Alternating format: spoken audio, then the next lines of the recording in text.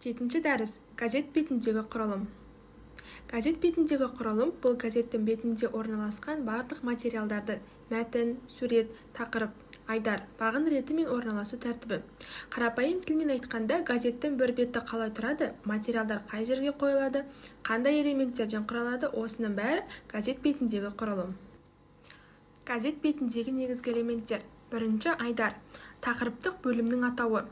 Екінші тақырып, мақаланың аты. Үшінші лид, мақаланың қысқаша мазмұны. Төртінші негізгі мәтін, мақаланың толық мазмұны. Бесінші автор туралы мәлімет, кімнің жазғандығы туралы. Алтыншы сурет және сурет астындағы мәтін. Жетінші колон титул, газет атауы, шығу күні, номері, жазылатын жоғарғы жол. Сегізінші бет номері. Тоғызыншы жарнама немесе қосымша ақпараттық блоктар. Газет бетіндегі құрылым. Мазмұнды дұрыс, түсінікті әрі көрнекті етіп орналастыру жүйесі. Газет бетінің макеті. Газет беті арнайы бағандарға бөлінеді. Әдетте 3-6 баған. Материалдар бағандарға дұрыс сыйып, оқуға жеңіл болу үшін дизайнерлер беру бағдарламаларын қолданады.